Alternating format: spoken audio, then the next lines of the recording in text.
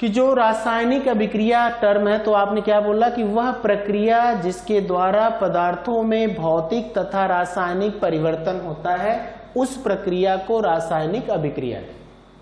इस रासायनिक अभिक्रिया में प्रयुक्त पदार्थों को उनके अणुसूत्रों द्वारा प्रदर्शित करते हैं तो उसे रासायनिक समीकरण कहते हैं। क्लियर हो गया? अब हम अगले टर्म में आके बताते हैं कि वह संक्षिप्त विवरण जिसके द्वारा तत्वों, अणुओं या पदार्थों को उनके प्रतीकों द्वारा या अणुसूत्रों द्वारा प्रदर्शित किया जाता है उन्हें रासायनिक समीकरण कहते हैं। ये दोनों नॉलेज मैंने आपको पहले से दे दिया। अब मैं एक बार फिर से एक सिंपल सी रिएक्शन करके आपको बताऊंगा कि कैसे हम इसको प्रदर्शित कर सकते हैं। तो इसको प्रदर्शित करने के लिए मैं आपको बताता हूं कि एक रासायनिक अभिक्रिया और मैं आपको दिखाता हूं, देखिएगा ध्यान से, कि अगर ये HCl है और ये NaOH, ये आपस में क्रिया करते हैं, NaCl और H2O का निर्माण करते हैं। ये आपका वो पदार्थ है जो आपको भी पता है अम्ल के नाम से जाना जाएगा। ये NaOH OH रखता है तो ये आपका क्षार के नाम से जाना जाता है। इनकी क्रिया से एक पदार्थ बनता है जिसको हम लवण कहते हैं और ये आपका जल है। तो इस सिचुएशन में आपने क्या देखा कि भाई यहां अम्ल की क्षार से क्रिया होने पर लवण और जल बनता है। अम्ल की क्षार से क्रिया होने पर लवण तथा जल बनता है। ये है रासायनिक अभिक्रिया। अब HCl आपने अम्ल लिया, NaOH सूत्र का आपने क्षार लिया, जिससे NaCl सूत्र का लवण बनता है और जल का सूत्र तो H2O होता है। तो ये जो ऊपर प्रदर्शन दिख रहा है, ये जो अणुसूत्र की व्यवस्था दिख रही है, इसी को रासायनिक समीकरण कहते हैं। और जिसको हम बोल रहे हैं, क्या बोल रहे हैं कि अम्ल ने क्षार से क्रिया करके लवण और जल का निर्माण किया है। इस प्रक्रिया को उदासीनीकरण अभिक्रिया कहते हैं। क्या नाम देते हैं? उदासीनीकरण अभिक्रिया। उदासीनीकरण अभिक्रिया कहते हैं। हमेशा अम्ल की जब भी क्षार से क्रिया होती है तो उस प्रक्रिया को हम क्या कहते हैं? उदासीनीकरण अभिक्रिया कहते हैं। तो ये है उदासीनीकरण अभिक्रिया। और ये जो ऊपर आपने सूत्र के द्वारा दिखाया है, इसको आपने क्या बोल दिया? ये है रासायनिक समीकरण। अब से आप बिल्कुल कंफर्म हो जाओ। तो इस तरह से रासायनिक समीकरण और रासायनिक अभिक्रिया को भी हमने देखा। रासायनिक समीकरण वो रिप्रेजेंटेशन होता है, वो प्रदर्शन होता है जिसके द्वारा अभिकारक पदार्थ और उत्पाद पदार्थों को उनके अणुसूत्रों के द्वारा हम व्यक्त करते हैं। और रासायनिक अभिक्रिया वो प्रक्रिया होती है जिसके द्वारा अभिकारक पदार्थ का परिवर्तन उत्पाद की तरफ होता है। जैसे अभिकारक टूट के उत्पाद में भी जा सकते हैं, अभिकारक पदार्थ संयुक्त होकर के भी उत्पाद का निर्माण कर सकते हैं, दो या दो से अधिक अभिकारक मिल भी सकते हैं, दो या दो से अधिक उत्पाद का भी निर्माण हो सकता है। एक ही अभिकारक कई उत्पाद बना सकता है, कई अभिकारक पदार्थ आपस में मिलकर के एक अकेला उत्पाद भी बना सकते हैं।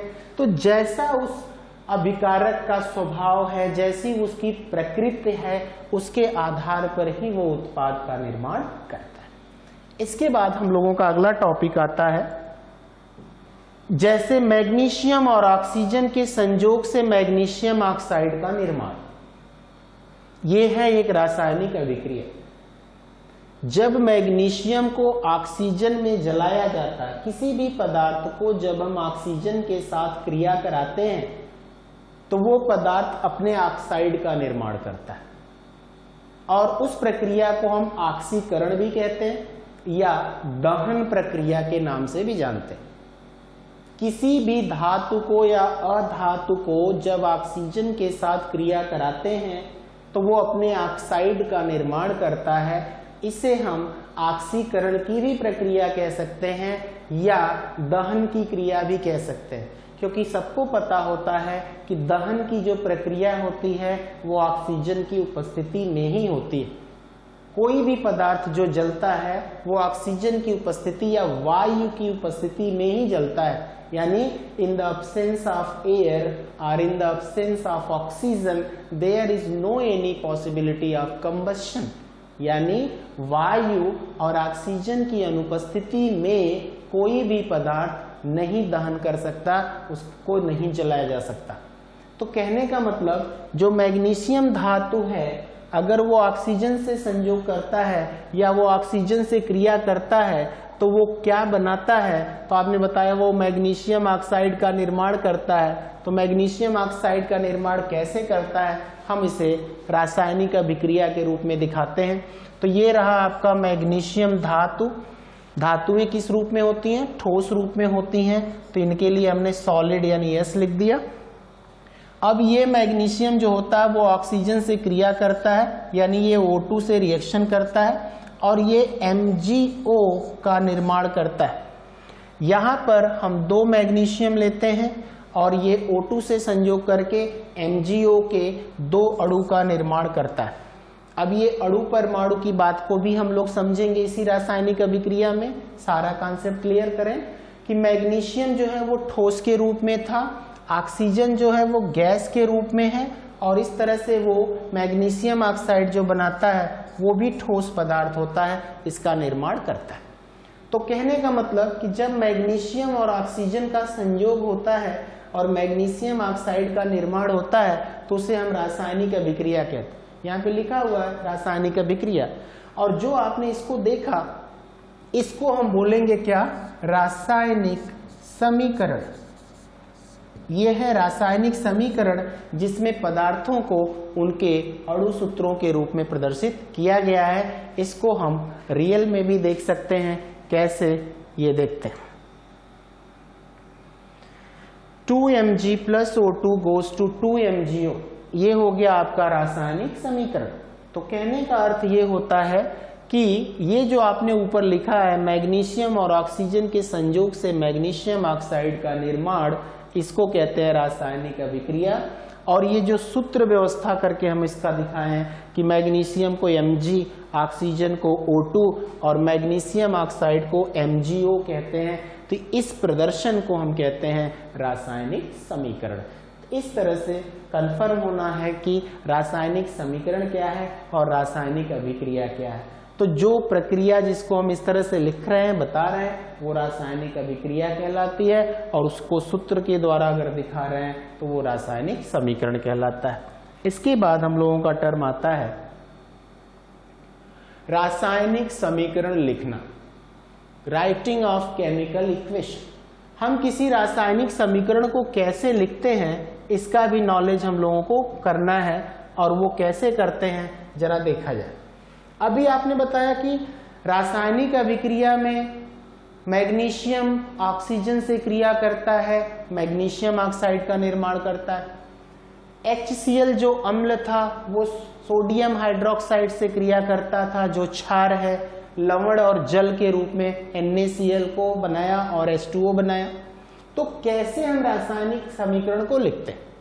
रासायनिक समीकरण लिखते समय हम जो पदार्थ अभिकारक होता है उसके संकेत या उसके अणुसूत्र को लिखते हैं, और जिस उत्पाद पदार्थ का निर्माण होता है हम उसके संकेत या उसके अणुसूत्र को लिखते हैं। अभिकारक पदार्थ को बाईं तरफ लिखते हैं, यानी जो पदार्थ क्रिया करता है उसके अणुसूत्र को, या अगर वो तत्व है, परमाणु है, तो उसके संकेत को हम बाईं तरफ लिखते हैं, और जिनका निर्माण होता है उस उत्पाद पदार्थ को उसके सूत्र या उसके संकेत द्वारा हम दाईं ओर लिखते हैं। जैसे कि आपने बोला कि मैग्नीशियम जब ऑक्सीजन से क्रिया करता है तो मैग्नीशियम ऑक्साइड का निर्माण करता है।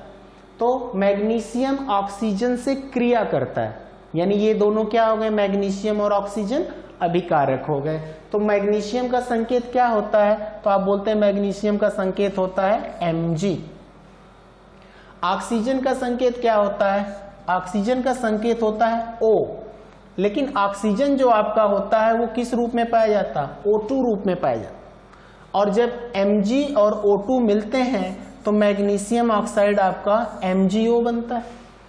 तो ये जो आपका Mg है ये मैग्नीशियम धातु है, ये ऑक्सीजन है और ये MgO मैग्नीशियम ऑक्साइड है।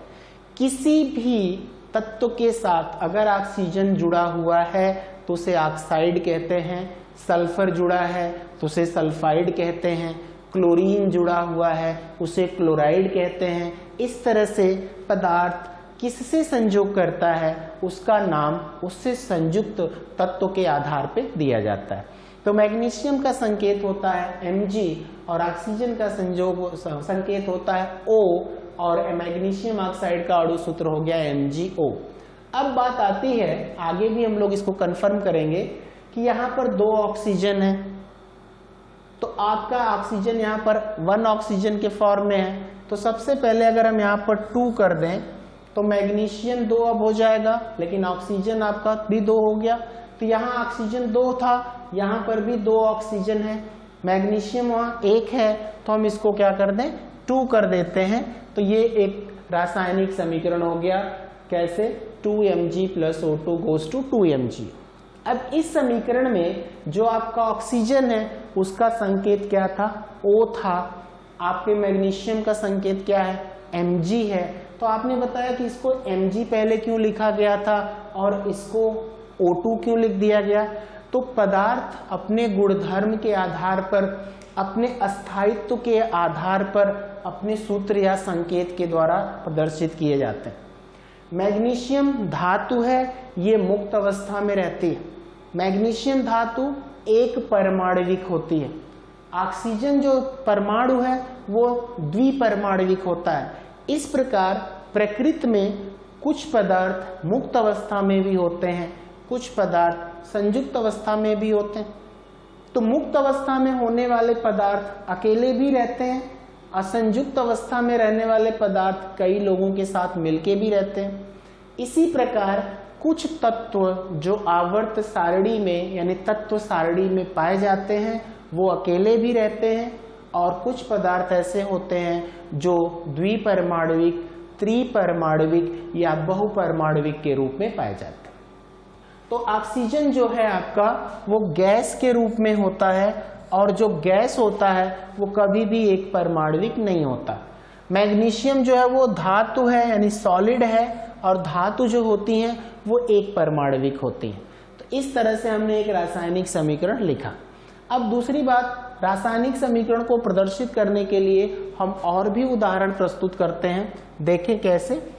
तो रासायनिक समीकरण को लिखने के लिए हमें क्या क्या टर्म जानना जरूरी है, हमें किसका ज्ञान रखना आवश्यक है कि हम एक रासायनिक समीकरण प्रदर्शित कर सकते हैं। तो रासायनिक समीकरण लिखने के लिए तत्वों के संकेत यहाँ पर आप अच्छी तरह देख रहे हैं कि तत्वों के संकेत आपको बताने हैं।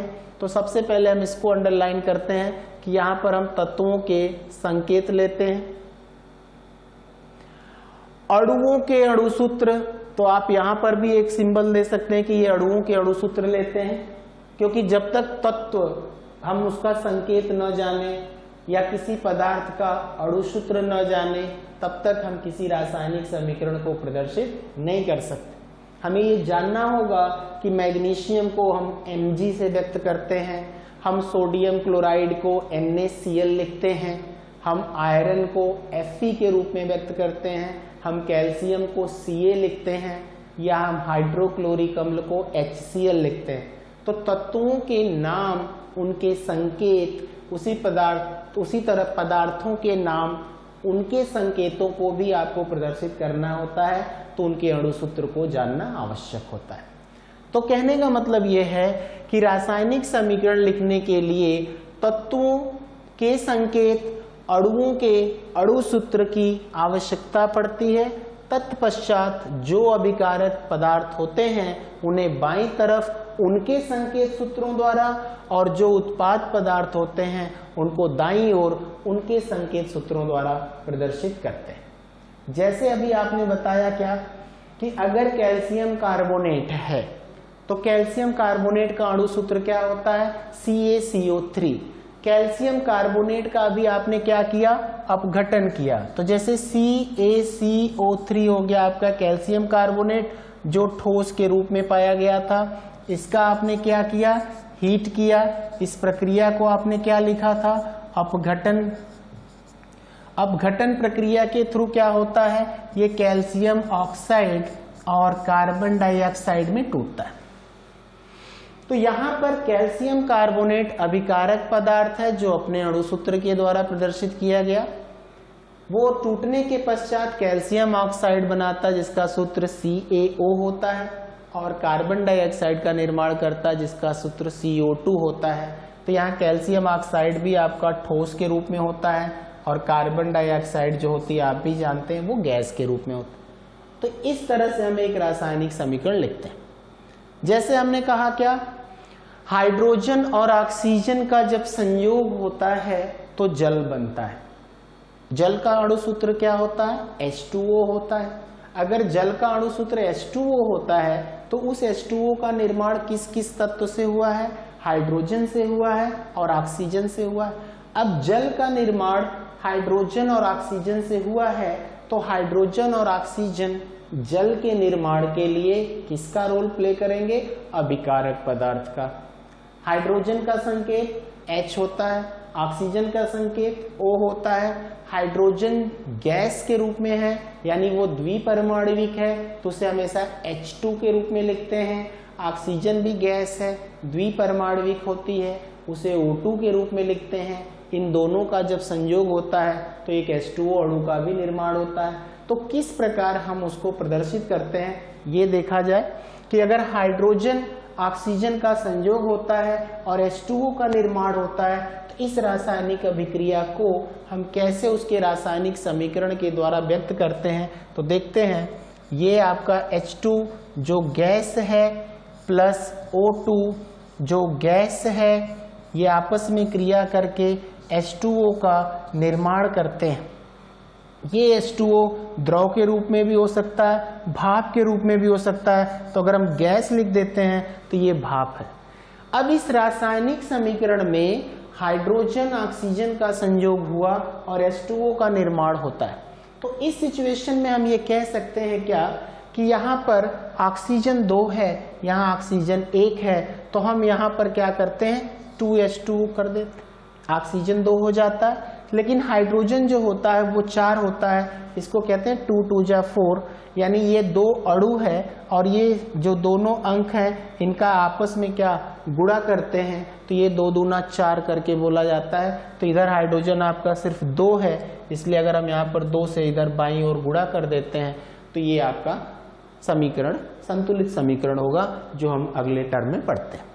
तो इस प्रकार मैंने आपको बोला कि किसी रासायनिक समीकरण को कैसे लिखा जाता है। तो आपने बताया कि रासायनिक समीकरण लिखने के लिए सबसे पहला काम तत्वों के संकेत जानने होंगे, अणुओं के अणुसूत्र की जानकारी होनी चाहिए और उसमें कौन पदार्थ अभिकारक होता है, कौन पदार्थ उत्पाद होता है। तो अभिकारक को बाईं तरफ और उत्पाद को दाईं तरफ लिखते हैं। तो इस प्रकार हम एक रासायनिक समीकरण प्रदर्शित करते हैं।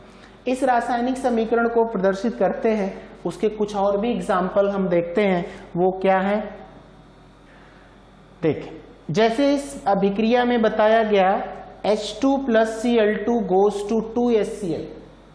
अभिक्रिया में H2 अणु Cl2 अणु से क्रिया करके HCl अणु का निर्माण करता है। यानी इस रासायनिक अभिक्रिया में H2 Cl2 से क्रिया करके HCl का निर्माण करता है। ये H2 जो है आपका किस रूप में पाया जा रहा है, तो ये H2 आपका गैस के रूप में पाया जाता है। अगर ये H2 गैस है और Cl2 क्या है, वो भी गैस है, तो हम इसके नीचे लिख सकते हैं कि H2 गैस Cl2 गैस से रिएक्शन के बाद HCl गैस का निर्माण करता है। तो यहाँ पर H2 और Cl2 अभिकारक हो जाते हैं और ये HCl आपका उत्पाद है।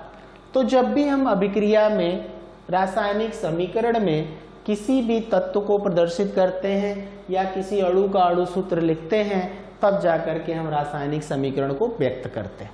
इस प्रकार रासायनिक समीकरण व्यक्त किया जाता है। तो जो सामने ये H2 + Cl2 goes to 2HCl है, इस अभिक्रिया में देखा जाए तो ये जो नीचे 2 लिखा हुआ है ये परमाणविक संख्या कहलाती है। क्या कहलाती है? परमाणविक संख्या, यानी ये परमाणुओं की संख्या है। और जो अंक यहाँ बाईं तरफ देखिए बगल में लिखा हुआ है, इस अंक को हम कहते हैं अणु संख्या। कहने का अर्थ यह है, जैसे हमने कहा कि 4HCl का क्या अर्थ है, 4HCl का क्या अर्थ है, तब आप बोलेंगे 4HCl का अर्थ में पहली बात क्या है, HCl के 4 अणु हैं। दूसरी बात आप क्या बोलोगे, हाइड्रोजन के तथा क्लोरीन, ये संकेत है हाइड्रोजन और क्लोरीन का, के 4,4 परमाणु हैं। ये ज्ञान आपको होना बहुत आवश्यक है, तब रासायनिक समीकरण लिखना बहुत ही सरल होगा। अणु संख्या किधर व्यक्त करते हैं, परमाणु संख्या किधर व्यक्त करते हैं, तो मैंने आपको बताया इस अभिक्रिया के आधार पर मैं सब कुछ यहाँ पे दिखाऊं कि अगर H2 गैस है, Cl2 गैस है, ये दोनों द्विपरमाणविक हैं, देखिए दो परमाणु इनके पास हैं, ये इनके परस्पर संयोग से HCl का निर्माण होता है। तो इस रासायनिक अभिक्रिया में H2 अणु Cl2 अणु से क्रिया करके HCl अणु बनाता है। H2 को भी अणु कहते हैं, Cl2 को भी यहाँ अणु कहा जा रहा है और HCl को भी आप अणु कह रहे हैं। इसमें किसी को हमने परमाणु नहीं बोला, क्योंकि परमाणु अकेला होता है। जब 2 या 2 से अधिक परमाणुओं को संयुक्त किया जाता है तब जाकर के अणु का निर्माण होता है। परमाणु को हम एटम कहते हैं और अणु को हम मॉलिक्यूल कहते हैं। तो कहने का मतलब कि अगर मैंने एक क्वेश्चन करके आपको ये बताया कि ये क्वेश्चन है कि 4HCl का क्या अर्थ है, तो आपने बताया 4HCl का अर्थ ये है कि पहला आंसर, ये क्वेश्चन का आपका आंसर हो गया कि HCl के 4 अणु है। मैंने कहा ना कि जो बाईं तरफ अंक लिखा रहता है सूत्र के, उनको कहते हैं ये अणु की संख्या है, और जो नीचे अंक लिखे जाते हैं वो परमाणु की संख्या है। तो इस HCl के नीचे तो कुछ नहीं लिखा है, H के नीचे भी कुछ नहीं है, Cl के नीचे भी कुछ नहीं है, तो जहां कोई अंक नहीं है वहां हम क्या मानते हैं, 1 मानते हैं, 1 मानते हैं। तो अगर यहाँ H के नीचे 1 है तो इसका इस 4 से आप गुणा करोगे तो 4 होगा। यहाँ Cl के नीचे भी 1 है तो इसका भी आप 4 से गुणा करोगे तो 4 होगा। तो वही आपने लिखा कि यहाँ हाइड्रोजन के तथा क्लोरीन के 4 परमाणु है। तो अगर हम आपसे बोलें कि 2NH3 आपने लिखना है, 2NH3, इसका क्या मतलब होता है, तो आप क्या बोलोगे, इसमें बताया गया कि अमोनिया एक पदार्थ होता है, अमोनिया के 2 अणु हैं। अमोनिया के कितने अणु हैं, 2 हैं, क्योंकि ये जो 2 लिखा हुआ है ये अणु की संख्या निर्धारित करता है।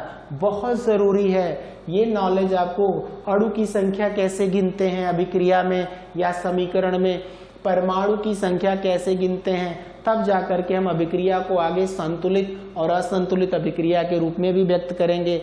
और अभिक्रिया को कैसे संतुलित किया जाता है, अभिक्रिया कैसे पता चलता है कि ये असंतुलित अभिक्रिया है, तो उसमें हम सिर्फ अणुओं परमाणुओं को ही गिनते हैं, उनकी संख्या का निर्धारण करते हैं।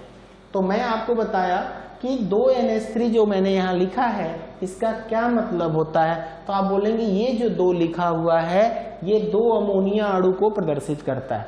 नाइट्रोजन के नीचे कुछ नहीं लिखा है तो हम मान लेंगे 1 है। हाइड्रोजन के नीचे देखें 3 लिखा है तो इसका मतलब ये 3 है। तो अगर नाइट्रोजन के कितने परमाणु हैं पूछा जाए तो सपोज करें यहाँ पर मैं 1 दिखाता हूं, तो जब 2 का 1 में गुणा करेंगे तो आप क्या लिखेंगे, 2 नाइट्रोजन परमाणु। इसमें नाइट्रोजन के 2 परमाणु हैं, और इस 3 का 2 में गुणा करेंगे तो क्या बोलेंगे 6 हाइड्रोजन परमाणु। इस 2NH3 का मतलब क्या होता है? इस 2NH3 का मतलब होता है कि इस अमोनिया के 2 अणु में नाइट्रोजन के 2 परमाणु हैं और जबकि हाइड्रोजन के 6 परमाणु। तो रासायनिक समीकरण को प्रदर्शित करने के लिए हमें जानना क्या क्या आवश्यक था? तो रासायनिक समीकरण को प्रदर्शित करने के लिए हमें तत्वों का संकेत चाहिए, हमें अणुओं का अणु सूत्र चाहिए, इसकी आवश्यकता होती है, और इसमें कौन से पदार्थ अभिकारक होते हैं, कौन से पदार्थ उत्पाद होते हैं, हमें इसका भी ज्ञान करना होता है। अभिकारक को हम बाईं तरफ लिखते हैं और उत्पाद को दाईं तरफ लिखते हैं। अब परमाणु की संख्या को, अणु की संख्या को कैसे गिनते हैं किसी रासायनिक समीकरण में, तो हमने आपको बताया उदाहरण देके। जैसे ये अभिक्रिया है, यहाँ हाइड्रोजन के बगल में कुछ नहीं लिखा हुआ है, तो हम मान के चलें यहाँ हाइड्रोजन के बगल में अगर कुछ नहीं है तो वहां पर क्या हो सकता है? हमने क्या दिया, यहाँ पर 1 है। यहाँ Cl2 के बगल में कुछ नहीं लिखा है तो हमने क्या मान लिया, 1 है। जबकि यहाँ पर HCl के बगल में क्या लिखा है, 2 लिखा है। बहुत कंपलसरी है ये जानना, ये आपको ज्ञान देता है कि हाँ आप रासायनिक सूत्र कैसे लिखते हैं, रासायनिक समीकरण कैसे लिखते हैं, बस और कुछ नहीं इसमें। अणु संख्या, परमाणु संख्या और अणु सूत्र कैसे, ये सब याद करना पड़ता है और इसको समझना पड़ता है। तो मैंने आपको बताया कि H2 के बगल में कुछ नहीं है तो वो एक अणु हो गया, Cl2 के बगल में कुछ नहीं है तो क्या, वो एक अणु हो गया, और इसके बगल में क्या है, 2 है। उसी को आप ध्यान से नीचे देखें, H2 अणु, H2 का कितना अणु, एक अणु, Cl2 का कितना अणु, एक अणु, क्रिया करता है तो यह Cl के कितने अणु का निर्माण करता है, 2 अणु। तो हम ये बोल सकते हैं कि एक अणु H2 एक अणु Cl2 से जब क्रिया करता है तो 2 अणु HCl का निर्माण करता है। तो इस 2HCl में हाइड्रोजन के कितने परमाणु होते हैं, 2 का, यहाँ नीचे कुछ नहीं लिखा है तो क्या मानते हैं, 1। इसके भी बगल में कुछ नहीं लिखे तो क्या मानते हैं, 1। तो ये 2 का 1 में गुणा कर दीजिए, हाइड्रोजन के 2 परमाणु, इस 1 का 2 में गुणा कर दीजिए, Cl के भी 2 परमाणु। इस तरह से हम रासायनिक समीकरण को लिखते हैं और ये भी आगे पता करते हैं कि ये संतुलित है अथवा असंतुलित है।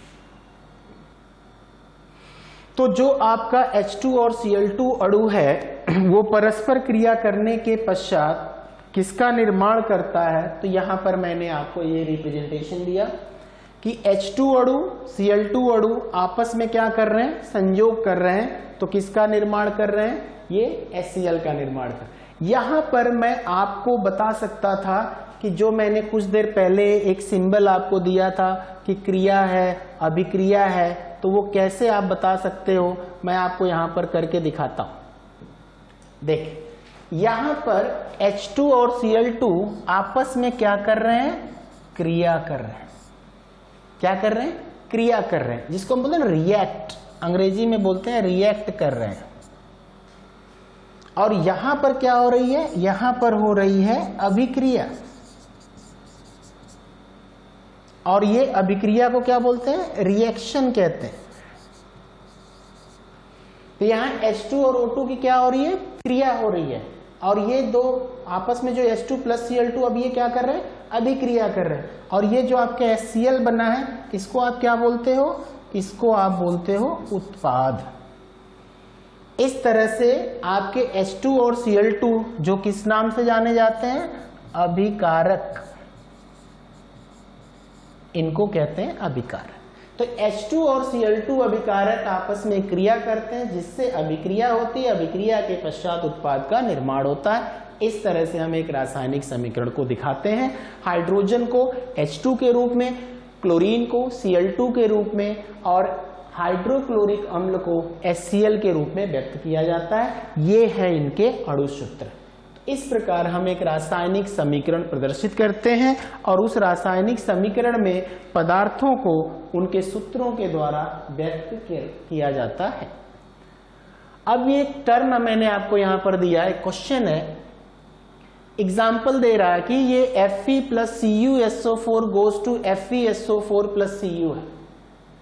इसमें अगर मैं आपसे पूछता हूं कि इसमें कौन कौन से पदार्थ हैं, जो क्रिया करते हैं और किन किन पदार्थों का निर्माण करते हैं। दूसरी चीज अगर मैं आपसे पूछूं कि इसमें जो जो पदार्थ दिए गए हैं उनका नाम क्या है, क्या ये अभिक्रिया बाईं और दाईं पक्ष में परमाणु संख्या को निश्चित करती है यानी संतुलित है या नहीं, ये सारा ज्ञान है। तो चलिए इसको देखते हैं कि ये क्वेश्चन ये कहता है कि इस रासायनिक समीकरण में ये जो Fe है जिसको हम आयरन कहते हैं, ये कॉपर सल्फेट से क्रिया करता है तो आयरन सल्फेट का निर्माण करता है और कॉपर को रिमूव करता है यानी हटा देता है। यानी जब हम आयरन की क्रिया कॉपर सल्फेट से कराते हैं तो आयरन सल्फेट और कॉपर प्राप्त होता है। ये जो रासायनिक समीकरण है, इस समीकरण में किसके कितने परमाणु होते हैं, किसको अणु कहते हैं, ये सारा कुछ अगर हम लोगों को कंफर्म करना है तो किस तरह कर सकते हैं ये जरा देखा जाए। तो इस रासायनिक समीकरण में ये बताया जा सकता है कि Fe जो ठोस के रूप में होता है वो मैंने आपको यहां पर दिखा दिया कि ये ठोस है। जो आपका कॉपर सल्फेट है ये भी ठोस के रूप में है, जिसको हम आगे चल करके बताएंगे कि ये लवण है, क्योंकि आपको पहले से पता है कि ये आयरन क्या है, इसको कहते हैं ये धातु है, ये इस लवण से क्रिया करती है। ये भी आपका ठोस है, इसको भी हम कह सकते हैं कि ये लवण है। और कॉपर भी आप जान ही रहे हैं ठोस के रूप में है और इसको भी कहते हैं कि ये धातु है। तो इस अभिक्रिया में क्या हो रहा है ये मैं आपसे पूछना चाह रहा हूं। तो आप ये बोलेंगे कि इस अभिक्रिया में आयरन जो है वो कॉपर सल्फेट से क्रिया करता है, आयरन सल्फेट का निर्माण करता है और कॉपर को रिमूव करता है यानी यहां से विस्थापित करता है। तो इस अभिक्रिया में इधर देखें तो आयरन का एक परमाणु है, यहां पर भी देखें तो आयरन का एक परमाणु है, यानी हम लिख सकते हैं इस तरह से कि Fe जो है वो एक है, इधर भी Fe कितना है, एक है, यानी डायरेक्ट आप लिख सकते हैं 1 Fe है 1 Fe। ये दो पक्ष है, ये अभिकारक का पक्ष हो गया, ये उत्पाद का पक्ष हो। कॉपर कितना है तो आप बोलेंगे एक कॉपर इधर भी है, तो इस तरफ देख लिया जाए, एक कॉपर इधर भी है। सल्फर कितना है, एक है, तो आप बोलेंगे एक सल्फर इधर भी है, और सल्फर यहां पर भी देखें तो एक सल्फर इधर भी है। ऑक्सीजन कितना है, 4 है, तो यहाँ पे 4 ऑक्सीजन है, और इस साइड में आप देखें तो इधर भी 4 ऑक्सीजन है। तो एक तरह से आपने क्या देखा कि इस रासायनिक समीकरण में जितने और जो तत्व, जितने परमाणु अभिकारक की तरफ दिख रहे हैं उतने ही परमाणु आपके उत्पाद की तरफ भी दिख रहे हैं। इसका मतलब है कि ये अभिक्रिया संतुलित। इस अभिक्रिया में हो क्या रहा है, इस अभिक्रिया में आयरन कॉपर सल्फेट से क्रिया करता है और आयरन सल्फेट का निर्माण करता है और कॉपर का विस्थापन होता है। तो इस रासायनिक अभिक्रिया में आगे के टर्म में मैं दिखाऊंगी क्या क्या और नॉलेज क्लियर किया जा सकता है। तो ये देखिएगा, अभिक्रिया में आयरन धातु कॉपर सल्फेट से क्रिया करके आयरन सल्फेट बनाता है और कॉपर को मुक्त करता है। जैसा आपको पहले से ही पता है, आयरन है, कॉपर सल्फेट से क्रिया करता है, आयरन सल्फेट बनाता है और कॉपर को मुक्त करता है। एक बात का और ज्ञान ले लें, ये जो एरो है, ये जो तीर का निशान ऐसे नीचे की तरफ दिखाया जाता है, इसका मतलब होता है ये ठोस पदार्थ है और ये अवक्षेपित होता है। अगर इसी तीर का मुंह ऊपर की दिशा में होता तो यहाँ पर गैस होता जो एटमॉस्फेयर या वायुमंडल में ऊपर की तरफ जाती। तो अभिक्रिया में ये तीर तो अभिकारक और उत्पाद पदार्थों का विभाजन दिखाता है। अगर इस तरह से किसी पदार्थ के बगल में नीचे की तरफ एरो या तीर बना होता है, इसका मतलब ये ठोस रूप में है और ये अवक्षेपित होता है, यानी पदार्थ जो आपका टैंक है, बीकर है या बॉटल है या परख नली होता है, उसके नीचे उसके पेंदे में एकत्र होता है, तो उसको हम अवक्षेप कहते हैं, अंग्रेजी में प्रेसिपिटेट कहते हैं। तो इस प्रक्रिया में क्या हुआ, इस प्रक्रिया में आयरन धातु कॉपर सल्फेट से क्रिया करके आयरन सल्फेट बनाता है और कॉपर धातु मुक्त हो जाती।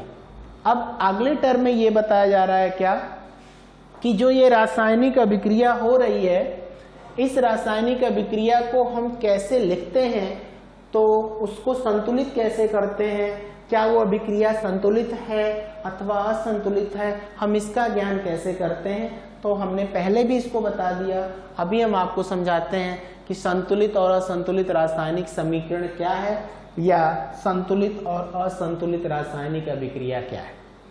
तो आपने ये ज्ञान किया कि वे पदार्थ जो रासायनिक अभिक्रिया का निर्माण करते हैं या जो रासायनिक अभिक्रिया में क्रिया करते हैं उन्हें अभिकारक कहते हैं, और जिन पदार्थों का निर्माण होता है उन पदार्थों को हम उत्पाद कहते हैं।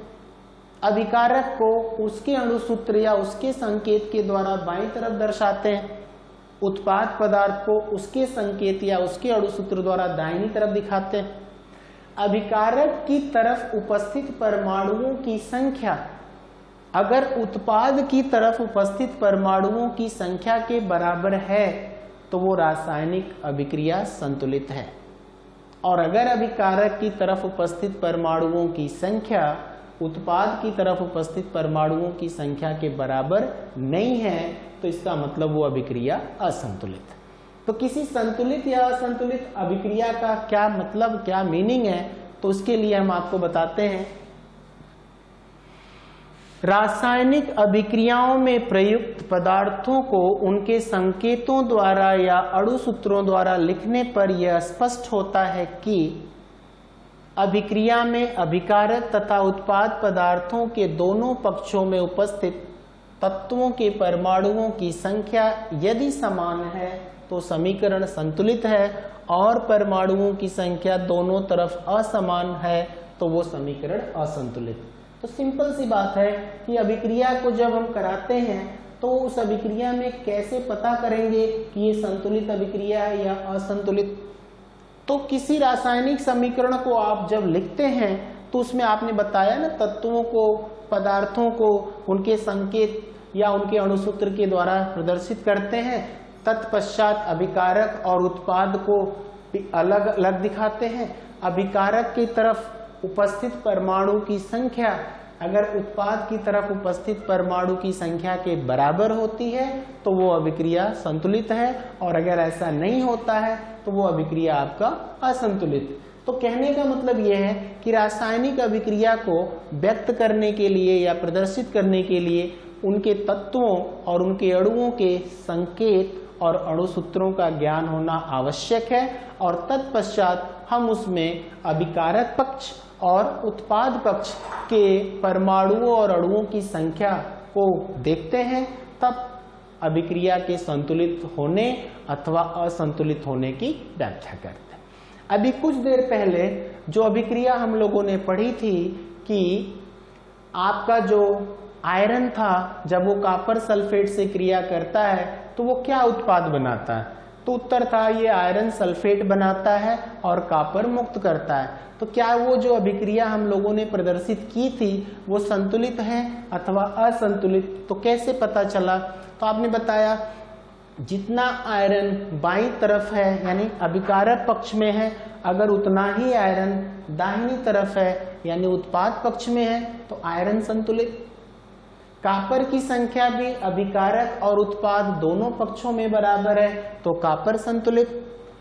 ऑक्सीजन की संख्या अगर अभिकारक और उत्पाद दोनों पक्षों में समान है तो ऑक्सीजन संतुलित, और अगर सल्फर की संख्या थी जो अभिकारक और उत्पाद दोनों में समान था तो वो भी संतुलित।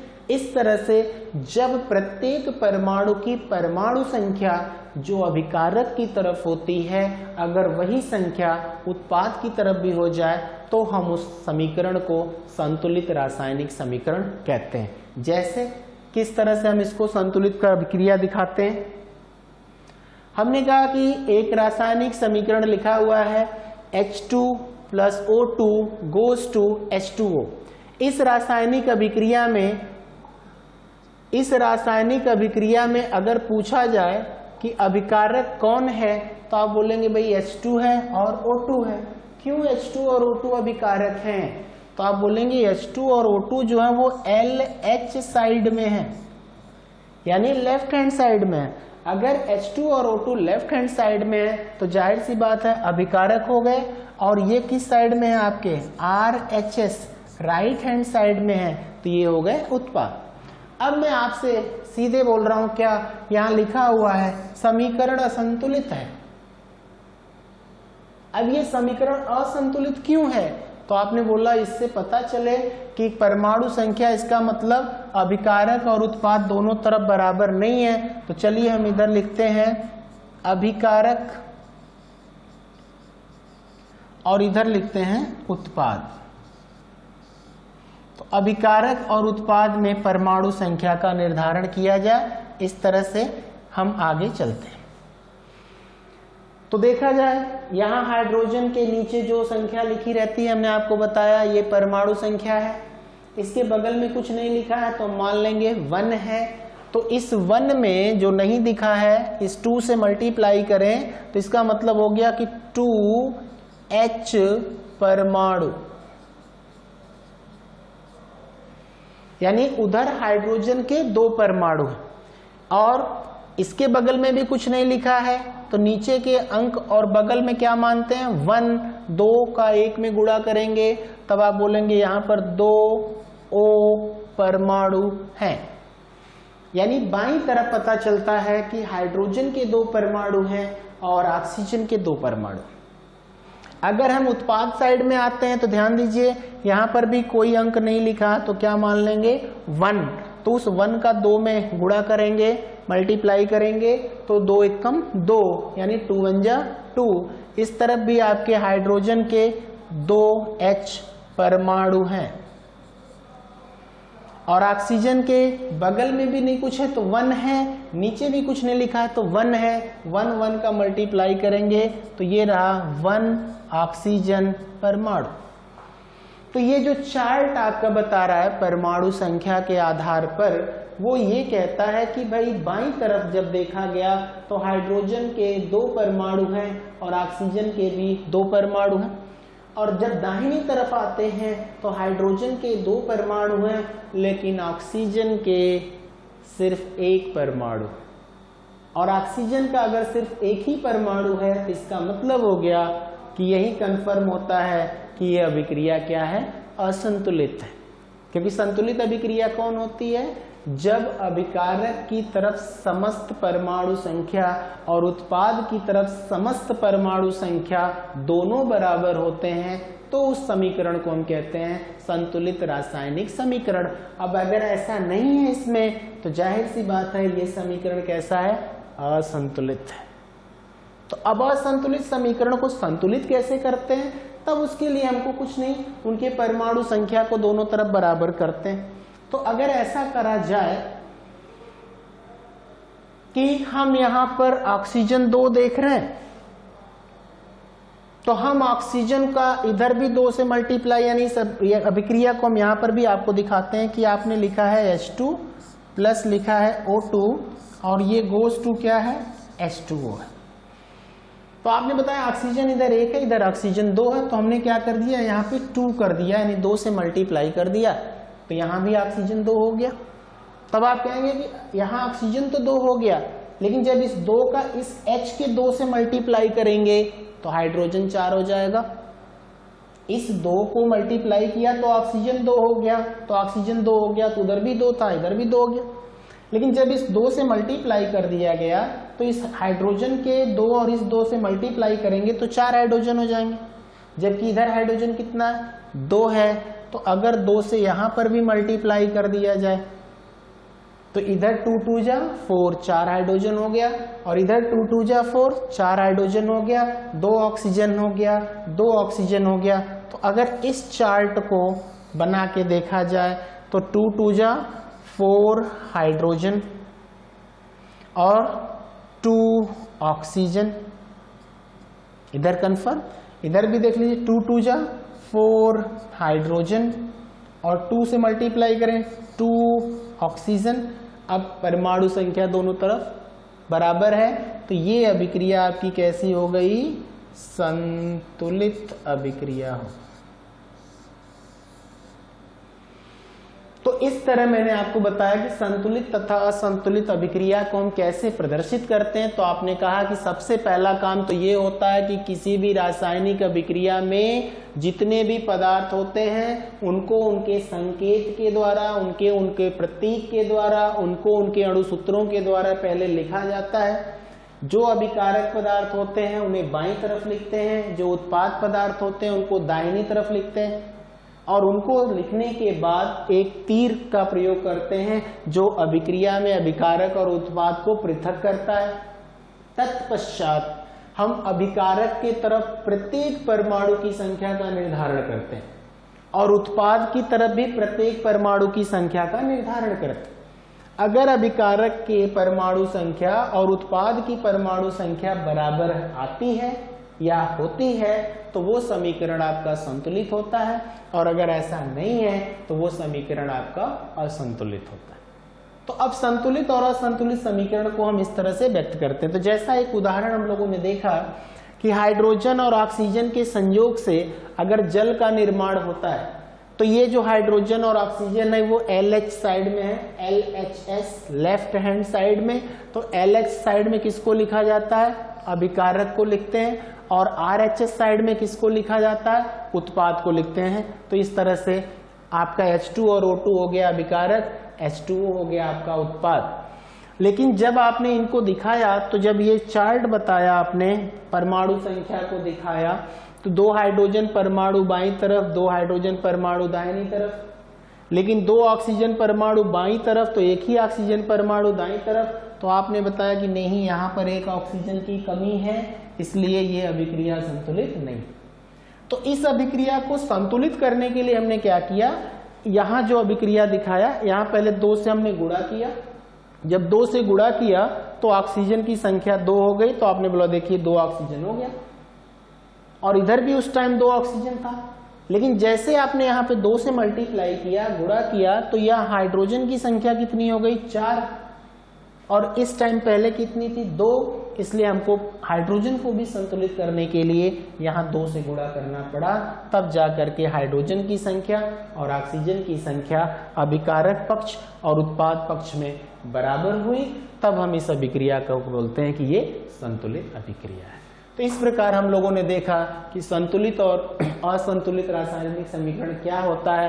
तो ये जो आपका एग्जाम्पल था ये असंतुलित समीकरण का था, और ये जो आपका एग्जाम्पल था ये आपका संतुलित समीकरण का था।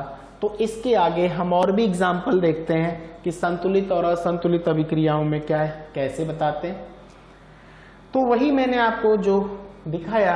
अब देखिए ये 2H2 + O2 goes to 2H2O है, ये आपका संतुलित समीकरण हो गया। इसके पहले ये जो समीकरण दिख रहा था ये असंतुलित समीकरण था। तो ये असंतुलित समीकरण क्यों था? क्योंकि 2 हाइड्रोजन था, 2 ऑक्सीजन, 1 ऑक्सीजन था, इसलिए असंतुलित था। अब यहाँ पर 2 दूना 4 हाइड्रोजन, तो इधर भी 2 दूना 4 हाइड्रोजन। ऑक्सीजन के 2 परमाणु, इसमें 2 से गुणा करिए, ऑक्सीजन के 2 परमाणु हो गए। तो अभिकारक की तरफ और उत्पाद की तरफ जब परमाणु संख्या बराबर हो गई तो हमने बोला ये अभिक्रिया हमारी संतुलित अभिक्रिया है। तो इस तरह से हम संतुलित और असंतुलित अभिक्रिया में विभेद करते हैं। अगले टर्म में बताते हैं कि उपरोक्त अभिक्रिया को संतुलित करने के लिए दोनों पक्षों में हाइड्रोजन तथा ऑक्सीजन परमाणुओं की संख्या को समान करने के लिए उचित गुणक का प्रयोग करते हैं। उचित गुणक का प्रयोग करने का अर्थ क्या होता है ये मैं आपको बता दूं। तो मेरे कहने का मतलब यहां पर उपरोक्त अभिक्रिया को संतुलित करना है तो हाइड्रोजन ऑक्सीजन की संख्या के लिए तो आपने किस किस गुणक का प्रयोग किया था। तो आपने जो गुणक प्रयुक्त किया था उसमें पहला गुणक देखिए ध्यान से, यहां पर जो मैं टिक कर रहा हूं 2 है, और यहां पर जो गुणक प्रयुक्त किए हैं इसी को, जो 2 है इसी को गुणक है। यानी गुणक का प्रयोग करने के लिए हम पहले परमाणुओं की संख्या का निर्धारण करते हैं, जिधर जितने परमाणुओं की संख्या में कमी होती है तब हम उचित गुणक का प्रयोग करते हैं। यहाँ 2 का प्रयोग इसलिए हमने किया कि उपरोक्त अभिक्रिया में यहाँ 2 ऑक्सीजन था और इधर 1 ऑक्सीजन था, तो हमने कहा हम 2 से गुणा कर देते हैं तो ये 2 ऑक्सीजन हो जाएगा। जैसे हमने 2 से गुणा किया तो हाइड्रोजन के 4 परमाणु हो गए, तो फिर यहाँ आकर के हमने फिर 2 से गुणा किया, तो ये जो 2 और यहाँ 2 यूज किया, इसी को हम कहते हैं ये उचित गुणक है। तो अभिक्रिया में परमाणु की संख्या को प्रदर्शित करने के लिए हम उचित गुणक का प्रयोग करते हैं और तब तक रासायनिक अभिक्रिया को संतुलित करते हैं। अगले टर्म में हम आपको बताते हैं, एक उदाहरण है 2H2 + O2 goes to 2H2O। इस एग्जाम्पल के बेसिस पर अब हमको बताना हो कि जो आपने लिखा है था अभी चार्ट में कि कैसे हम परमाणु संख्या का निर्धारण करते हैं, तो अभिक्रिया के अभिकारक दूसरे टर्म के अकॉर्डिंग हम चलते हैं, इधर दिखाते हैं उत्पाद। तो जो अभी हम लोगों ने चार्ट डिसाइड किया वो यही था जैसा आपका क्वेश्चन था कि 2H2 + O2 goes to 2H2O में ये अभिकारक था, ये उत्पाद था। इसमें देखिए परमाणु संख्या हाइड्रोजन की 2 दूना 4, तो आपने इस तरह से लिखा H 2 × 2 = 4 परमाणु। ऑक्सीजन की परमाणु संख्या बताइए, ऑक्सीजन है तो 1, ये 1। अब जैसे मैं आपको यहाँ पे बताना चाहूंगा, कंफर्म हो जाएंगे आप कि ये जो हाइड्रोजन और ऑक्सीजन के साथ अंक दिखाए जा रहे हैं, ये जो 2 × 2 है, ध्यान दीजिएगा आप यहाँ पे जो मैं लिख रहा हूं, तो ये जो 2 है ये अणु संख्या है, अणु। और यहां पर जो नीचे आपने दिखाया ये, इसको कह रहे हैं एक तरह से ये परमाणु। यहां पर जो 1 लिखा हुआ है ये अणु संख्या है, अणु संख्या कह दीजिए। और ये जो 2 दिख रहा है ये आपका परमाणु संख्या है।